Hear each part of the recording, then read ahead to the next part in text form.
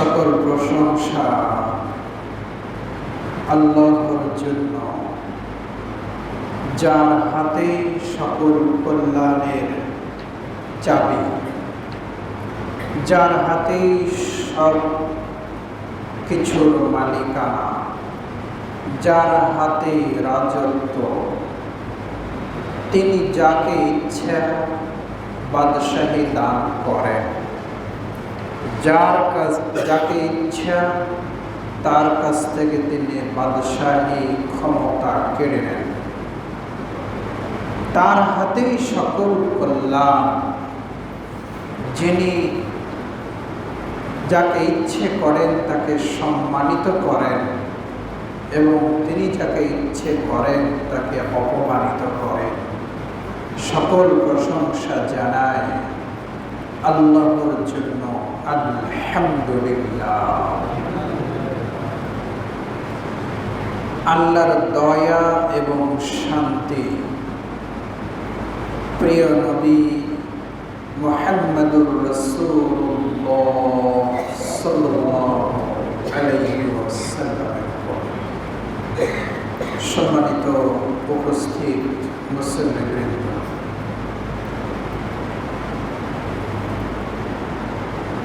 ইয়াকিন তথা আল্লাহর প্রতি দৃঢ় বিশ্বাস, এ নিয়ে আপনারা জুমার খুতবায় কোরআন ও হাদিস থেকে জেনেছেন। আল্লাহর উপরে যার যত বেশি ইয়াকিন, আত্মবিশ্বাস, আল্লাহর উপরে ভরসাও তার তত বেশি।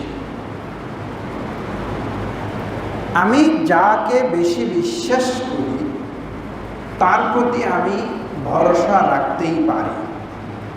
ভরসা এবং বিশ্বাস এই দুটো কিন্তু পাশাপাশি। এমন কোনো ব্যক্তি বা বস্তু রয়েছে যেটাকে আপনি বিশ্বাস করেন অথচ ভরসা করেন না? বিশ্বাস করেন মানে তার উপরে আপনার ভরসা রয়েছে।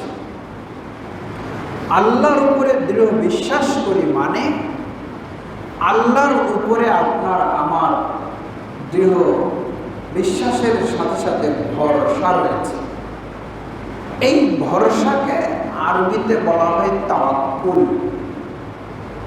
যেমন আপনারা বাড়ি থেকে বের হওয়ার সময় একটা দোয়া পড়েন, বিসমিল্লাহি তাওয়াক্কালতু আলাল্লাহি লা হাওলা ওয়ালা কুওয়াতা ইল্লা বিল্লাহ।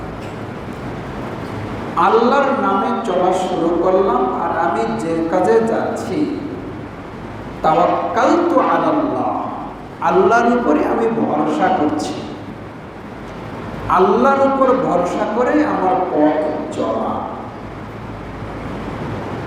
এই তাওয়াক্কুল তথা আল্লাহর উপর ভরসা করা, এই বিষয়টা নিয়ে আজকে আপনাদের সামনে আলোচনা করব ইনশাআল্লাহ।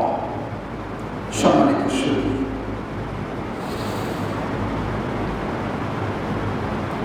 ভরসা জিনিসটি একটা ঈমানের শর্ত। আমরা যে বলি না যে আমি আল্লাহর উপরে ঈমান এনেছি,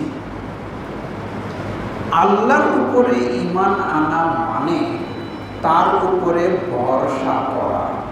কিভাবে ভরসা করতে হবে? সকল কল্যাণ এটা আল্লাহর হাতে।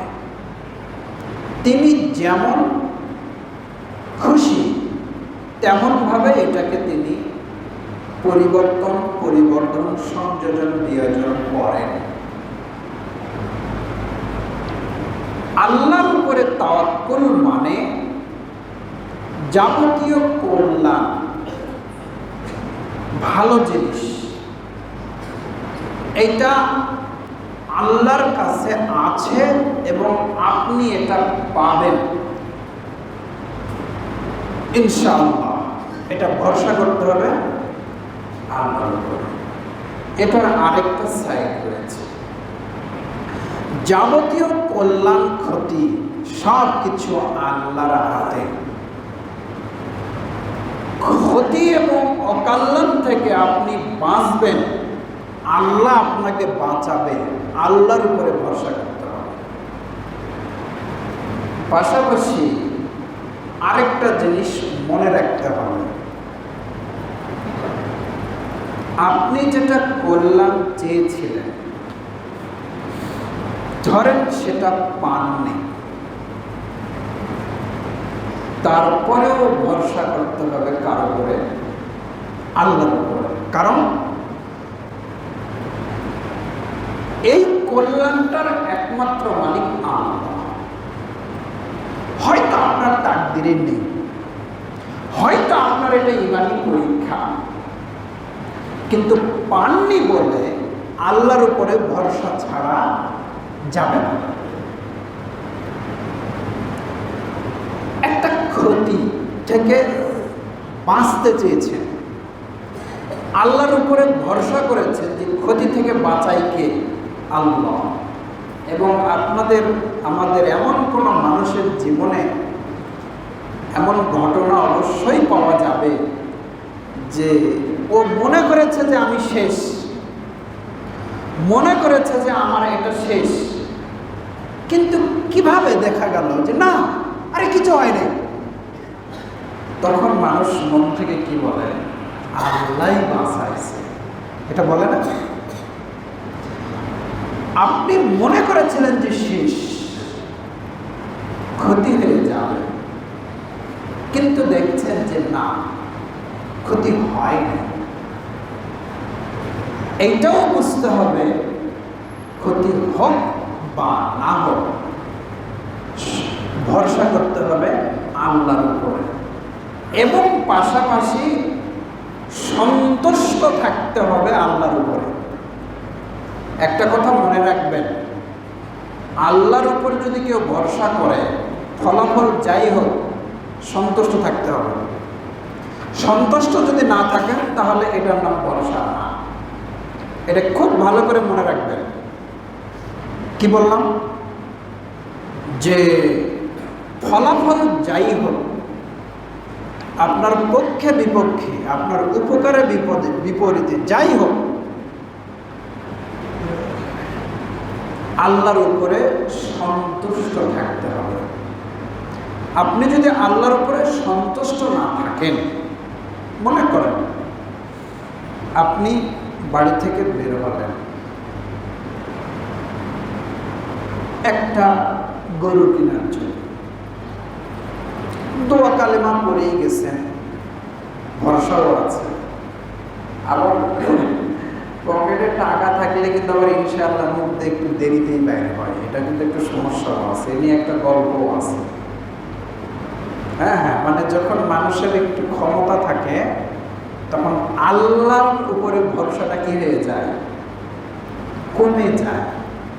তো শয়তান যে ওর ভিতর থেকে ভরসাটা কমিয়ে টাকার উপরে, লাঠির উপরে যে ভরসাটা বাড়াই দিচ্ছে, ও ক্ষমতার মোহে, এই পাওয়ারের মোহে ওর মনে থাকে না, টাকার গরম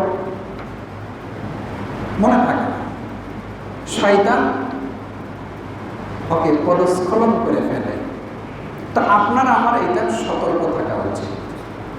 কখনো মহা টাকাওয়ালা হলেও, মহা ক্ষমতাওয়ালা হলেও কখনো নিজের উপরে বাহাদুরি করবেন না, কখনো নিজের উপরে বাহাদুরি দেখাতে যাবেন না।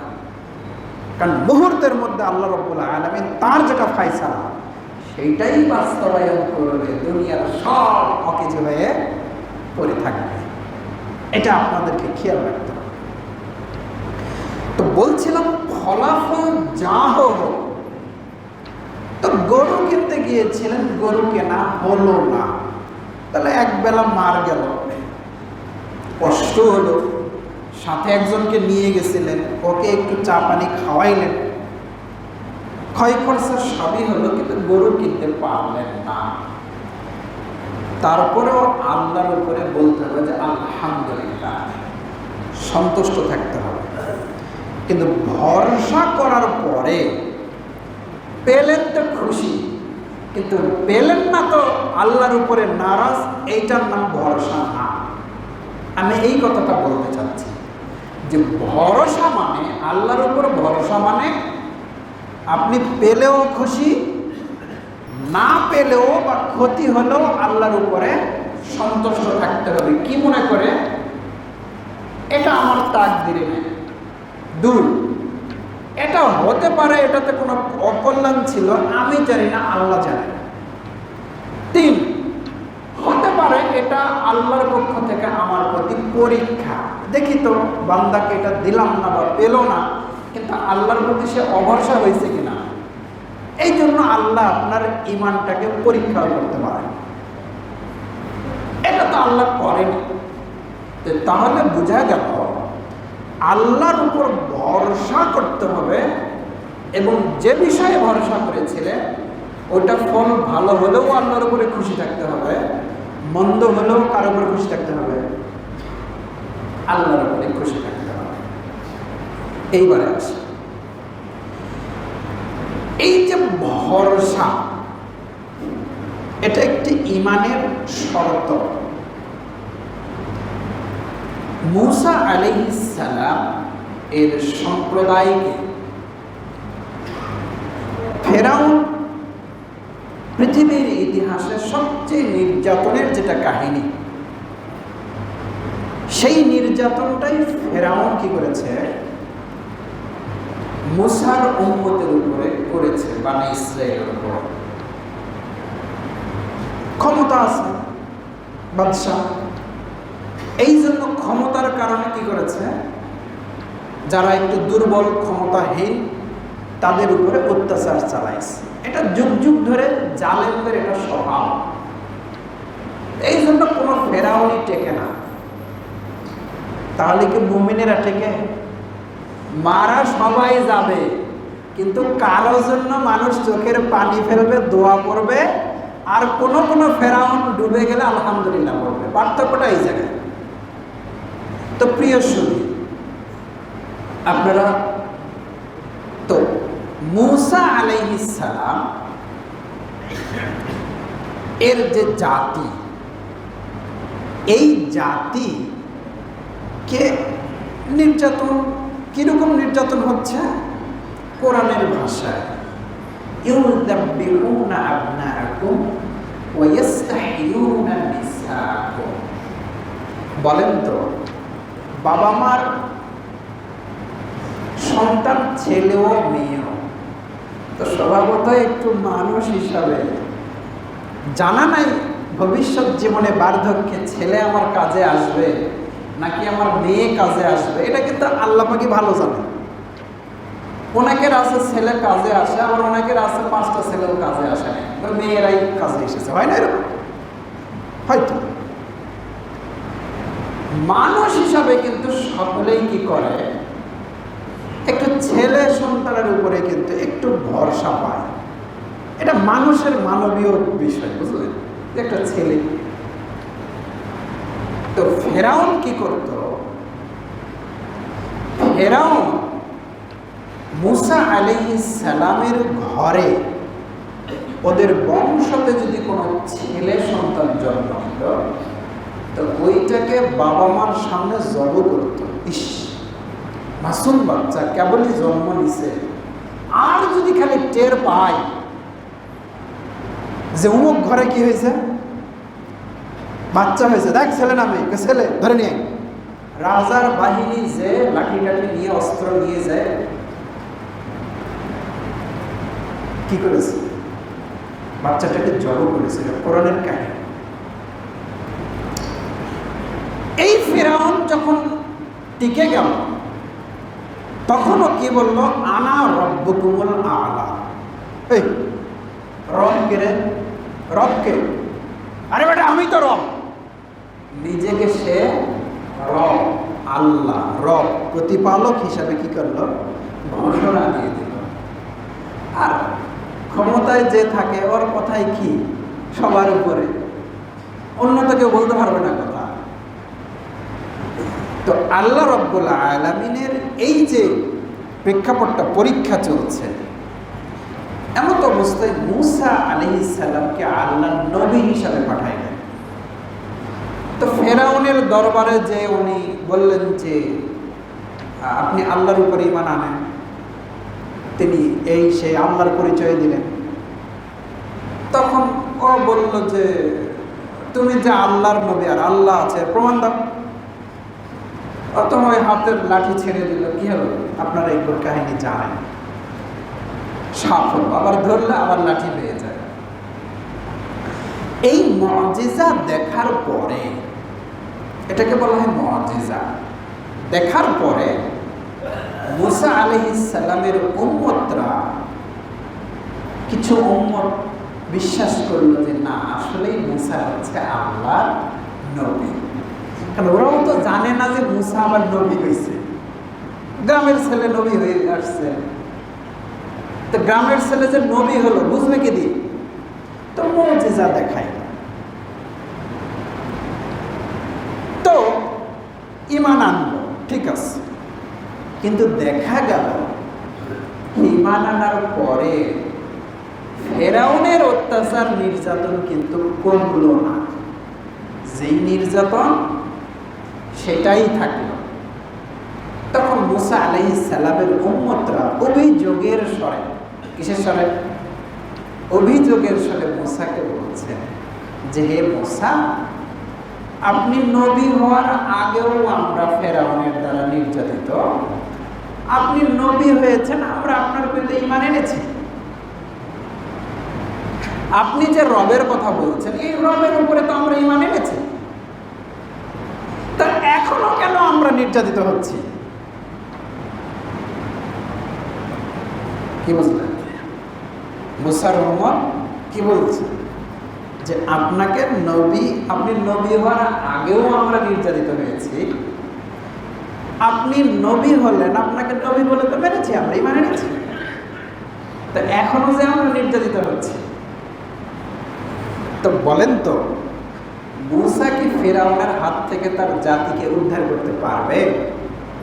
হ্যাঁ, এই জুলুম অত্যাচার নির্যাতন থেকে উদ্ধার কে করবে? তাহলে ভরসা করতে হবে কার উপরে? এই জন্য আল্লাহ রাব্বুল আলামিন মুসা আলাইহিস সালামের উম্মতের এই প্রশ্নটার প্রেক্ষাপটে বললেন, وقال موسى يا قوم إن كنتم آمنتم بالله فعليه توكلوا إن كنتم মুসলিমিন। মুসা আলাইহিস সালাম তার জাতিকে বললেন, ইন কুনতুম আমানতুম বিল্লাহি, দেখো তোমরা যদি আল্লাহর উপরে যদি ঈমান আনো, তোমরা যদি কার উপরে ঈমান আনো? আল্লাহর উপরে যদি ঈমান আনো, তো ফা আলাইহি তাওয়াক্কালু, তাহলে ভরসাও করো ওই আল্লাহর উপরে। ইন কুনতুম মুসলিমিন, যদি তোমরা মুসলিম হয়ে থাকো। তাহলে বুঝেন, আগে কি বললেন? যদি তোমরা আল্লাহর উপরে ঈমান আনো, তাহলে আল্লাহর উপরেই তোমাদেরকে কি করতে হবে? ভরসা করতে হবে, যদি তোমরা মুসলিম হও। দেখেন, মুমিন হলেও ভরসা করতে হবে, মুসলিম হলেও। তার মানে বোঝা গেল ঈমানদার হলে কার উপরে ভরসা করতে হবে? আল্লাহর উপরে ভরসা করতে হবে। এই ভরসা করার বিষয়টা অতি গুরুত্বপূর্ণ বিষয়, এটা একটা ঈমানের সাথে সম্পৃক্ত বিষয়। ইন কুনতুম আমানতুম বিল্লাহি, আল্লাহর উপরে ঈমান আনলে আল্লাহর উপরে ভরসা করো যদি মুসলমান হও। কারণ ঈমানদার কখনো আল্লাহর উপরে ভরসা করবে না, এমনটা হতে পারে না। প্রত্যেকটা কাজেই ভরসা করতে হবে আল্লাহর উপরে, প্রত্যেকটা কাজে। আপনি জানেন, প্রত্যেকটা কাজে আল্লাহর উপরে ভরসা করলে কি হয়? আনাস রাদিয়াল্লাহু তাআলা বলেন, قال النبي صلى الله عليه وسلم নবী সাল্লাল্লাহু আলাইহি ওয়াসাল্লাম বলেছেন ইযা খারাজা রাজুলুন মিন বাইতিহি ফায়াকুলু বিসমিল্লাহি তাওয়াক্কালতু আলাল্লাহ লা হাওলা ওয়ালা কুওয়াতা ইল্লা বিল্লাহ ইউকালু লাহু হুদিয়া উদিয়াত ওয়া কুফিয়াত। আনাস বিন মালিক রাদিয়াল্লাহু আনহু বলেন যে রাসূলুল্লাহ সাল্লাল্লাহু আলাইহি সাল্লাম বলেছেন, যখন কোনো ব্যক্তি বাড়ি থেকে বের হয়, তো বাড়ি থেকে বের কেন হয় বলেন তো? কোন একটা উদ্দেশ্য আছে, নামাজের জন্য বের হয়েছে, হজের জন্য বের হয়েছে, ব্যবসার জন্য বের হয়েছে, কাজের জন্য বের হয়েছে। বাড়ি থেকে তো মানুষ কিছু বাজার করবেন বা কিছু কিনবেন বা বেচবেন, হ্যাঁ, যেটাই করেন বৈধভাবে, যেটাই করেন কি বলতে হবে? যে ব্যক্তি বাড়ি থেকে বের হওয়ার সময় বলে বিসমিল্লাহ, মানে আল্লাহর নামে যাত্রা শুরু করলাম, বিসমিল্লাহি তাওয়াক্কালতু আলাল্লাহ, আল্লাহর উপরে ভরসা করলাম। তাহলে এই যে ভরসা করলাম কার উপরে? তাহলে বাড়ির থেকে বের হওয়া আর ঢোকা একজন মানুষের সবচেয়ে সহজ কাজ। কি বলেন? পৃথিবীর যত সহজ কাজ আছে এর ভিতরে সবচেয়ে সহজ কাজের ভিতরে একটা হলো যে নিজের বাড়িতে ঢুকবেন আর নিজের বাড়ি থেকে বের হবেন। কিন্তু এই সহজ কাজটার ক্ষেত্রেও যদি কেউ যদি বলে যে তাওয়াক্কালতু আলাল্লাহ, বিসমিল্লাহি তাওয়াক্কালতু আলাল্লাহ লা হাওলা ওয়ালা কুওয়াতা ইল্লা বিল্লাহ, তখন আসমান থেকে এই ব্যক্তিটার জন্য বলা হয় হুদিয়া, কুফিয়াত ওয়া উকিয়াত, এই লোকটা হেদায়েত পেয়ে গেল। ফেরেশতারা কি বলে? এই যে আল্লাহর উপরে যে ভরসা করেছে, দোয়া করেছে, বলেছে যে আমি আল্লাহর নামে শুরু করলাম, আল্লাহর উপর ভরসা করলাম। এই আল্লাহর উপর ভরসা করার করতে না করতেই, দোয়া পড়তে না পড়তেই একজন আকাশ থেকে বলে, আমরা শুনি না কিন্তু নবী বলেছেন যে এই লোক হেদায়েত পেয়ে গেল। সুবহানাল্লাহ। তাহলে হেদায়েত পেয়ে গেল এই আল্লাহর উপরে ভরসা করে। আপনি কি ভাবতে পারেন ভরসার কি গুরুত্ব? শুধু কি তাই, ও কুফিয়াত, এই লোকটা রক্ষা পেয়ে গেল। রক্ষা বোঝেন তো মানুষ কিভাবে কত বিপদ আপদ থেকে রক্ষা পেতে হয়, নিরাপদ থাকতে হয়, এবং এই লোকটাকে কি করা হলো?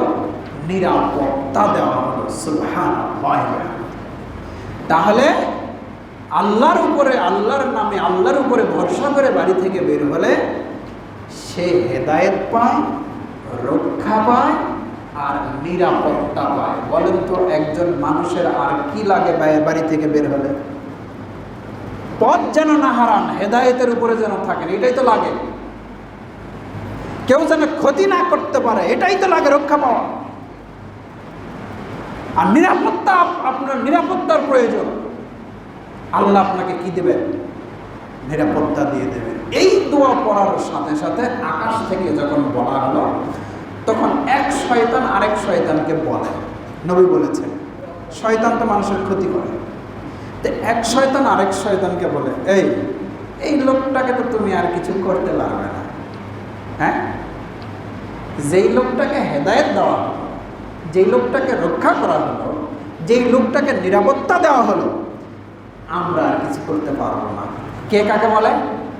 এক শয়তান দুঃখ করে আরেক শয়তানকে বলে। আপনি কি ভাবতে পারেন যে আল্লাহর উপরে সামান্যতম বিষয়ে ভরসা করার জন্য আল্লাহ আপনাকে কিভাবে প্রটেক্ট দিচ্ছেন, কিভাবে রক্ষা করছেন? সুবহানাল্লাহ। এটা আপনাকে আমাকে অনুভব করতে হবে, হৃদয় দিয়ে আল্লাহকে অনুভব করতে হবে। এর নাম হলো তাওয়াক্কুল, এর নাম হলো তাওয়াক্কুল আলাল্লাহ, আল্লাহর উপরে ভরসা, আল্লাহর উপরে তাওয়াক্কুল করা। জেনে রাখবেন একটা প্রশ্ন আসে, আল্লাহর উপরে যখন ভরসা এতই, আর সব কিছুর ভালো এবং মন্দ, ভালো দান করা এবং মন্দ থেকে আপনাকে বিরত রাখবেন আল্লাহ, এই ভরসা তো আপনার আমার আছে আলহামদুলিল্লাহ। সব কিছুই আল্লাহর উপরে ভরসা করতে হবে, তাহলে আপনাকে কোনো কর্ম করতে হবে কি না? প্রশ্নটা আসে এই কারণে, আমাদের দেশে কিছু মানুষ দেখবেন বলে, যদি আমার জান্নাত, আমার কপালে যদি জান্নাত লেখা থাকে তাহলে আমি পাবই। কথাটা একদিক থেকে ঠিক, কিন্তু আরেক দিক থেকে এই কথাটা কিন্তু মারাত্মক একটা ভুল রয়েছে। কিভাবে? এই কথা বলার দ্বারা তারা কিন্তু নামাজ রোজা থেকে দূরে আছে। এই কথাটা বলে কি আছে? নামাজ রোজা থেকে দূরে আছে। তুই নামাজ পড়ে কি করবি? তোর কপালে যদি জাহান্নাম লেখা থাকে, হ্যাঁ তুই নামাজ পড়ে কি? আমি নামাজ পড়ি না তো কি হয়েছে? আমার কপালে যদি জান্নাত লেখা থাকে। দেখ, নামাজ পড়বে না, রোজা রাখবে না, গাঁজা খেয়ে বেড়াবে, গোসল নাই, এক জাতীয় লোক সমাজে আপনাদেরকে হয়তো বিভ্রান্ত করবে বা করে। কিসের? আমি আল্লাহর উপরে ভরসা করে আছি, আল্লাহ আমার জান্নাত দেবে। ইবাদত করে না, ইবাদত করে না। একজন বেশ স্মার্ট, শিক্ষিত, দুনিয়াবি স্মার্ট, তো উনি নামাজে দেখি না, এক বড় ভাই। তো কথা প্রসঙ্গে উনি আমাকে বলেন যে, শোন, আল্লাহ দয়ালু কিনা? হ্যাঁ, আল্লাহ তো দয়ালু।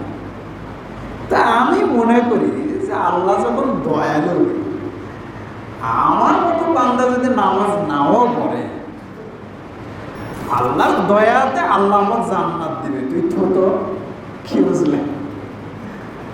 মানে ও আমার দয়া বুঝেছে, কিন্তু আল্লাহ যে শাস্তিদাতা এটা বুঝে নেই। তো যাই হোক, কথা অনেক দূর এগুলো। তা আমি তাকে বললাম যে, দেখেন, সবকিছু যদি আপনি বলেন যে এটা আমার ভাগ্যের ব্যাপার, এটা আমার তাকদিরের ব্যাপার, এই যে ছেলেপেলেরা একটা কি বলে, হ্যাঁ, যে কি যদি থাকে নসিবে আপনা আপনি আসবে নাকি, এই কথাটা সব ক্ষেত্রে সঠিক নয়। বিষয়টাকে আপনাকে বুঝতে হবে। বলেন তো, আল্লাহর উপরে আপনার ভরসা রয়েছে যে আপনি সন্তান এর বাবা হবেন।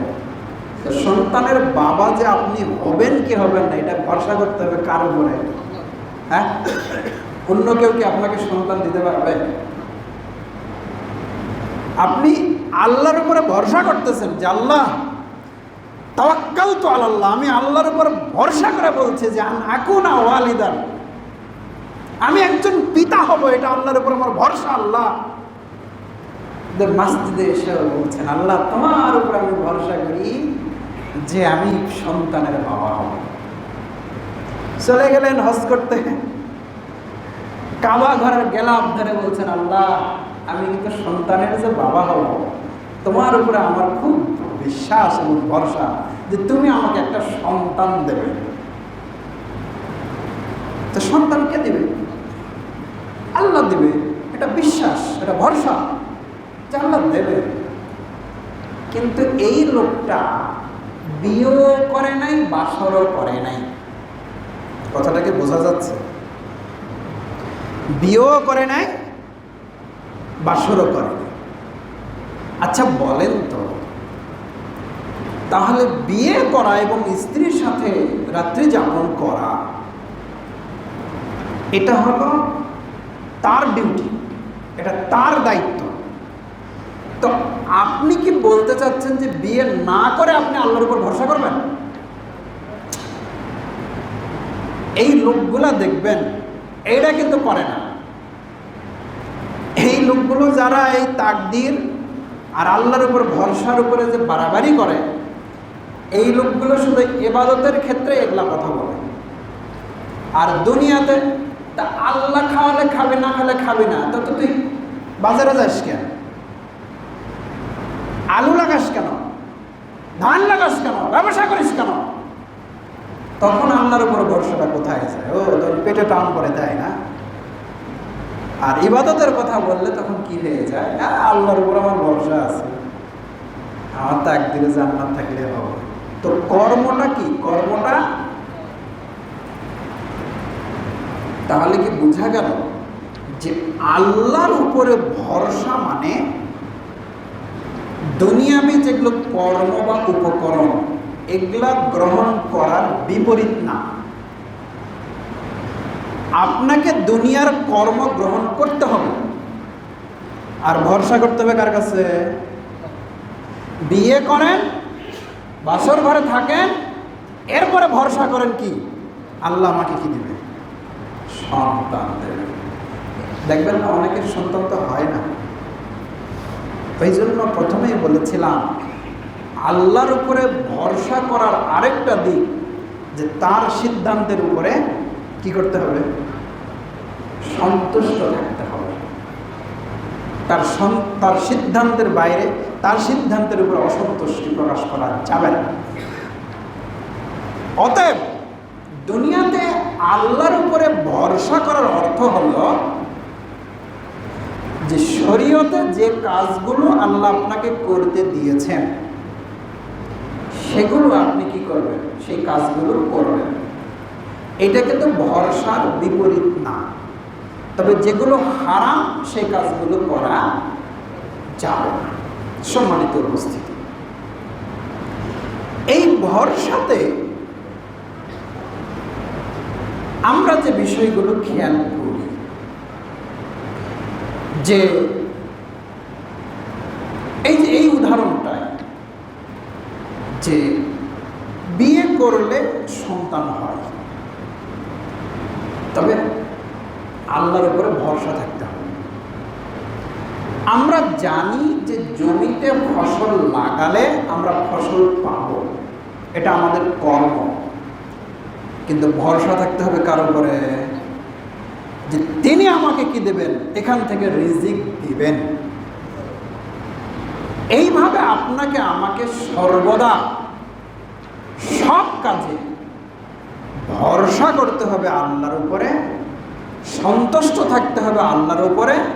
আর নিজেদের যেগুলো কর্ম রয়েছে এই কর্মগুলো করতে হবে। তবে মনে রাখতে হবে আমি কর্ম করি বলেই যে আমি পাবো এর কোনো নিশ্চয়তা নাই। এটা কে দেবে? আল্লাহ। না দিলেও কে দেয়নি? আল্লাহ। দিলেও শুকরিয়া কার? আল্লাহ। না দিলেও ধৈর্য ধরে শুকরিয়া কার? আল্লাহ। এই শেষের এই কথাটুকু কিন্তু খুব উপলব্ধি করতে হবে যে আমি কর্ম করি বলেই যে আমি পাবো এটা কিন্তু নয়। আল্লাহর বিয়াদিহিল খায়র কুল্লু, আল্লাহর হাতেই হলো সব কল্যাণ। আমরা কিছু না, আমরা বান্দা হিসাবে আমরা আমাদের জায়গা থেকে কর্তব্য পালন করি মাত্র। রাসূলুল্লাহ সাল্লাল্লাহু আলাইহি ওয়াসাল্লাম বলেছেন কোন ব্যক্তি আল্লাহর দয়া ছাড়া জান্নাতে যাবে না। হে রাসূল, আপনিও কি? আমি। কথাটা বুঝেন, আল্লাহর দয়া ছাড়া কেউ জান্নাতে যাবে না। সাহাবীগণ বললেন, হে রাসূল, আপনি? আমি। আল্লাহর দয়া নিয়েই সবাই জান্নাতে যাবে। তো আল্লাহর দয়াটা করবেন কাকে?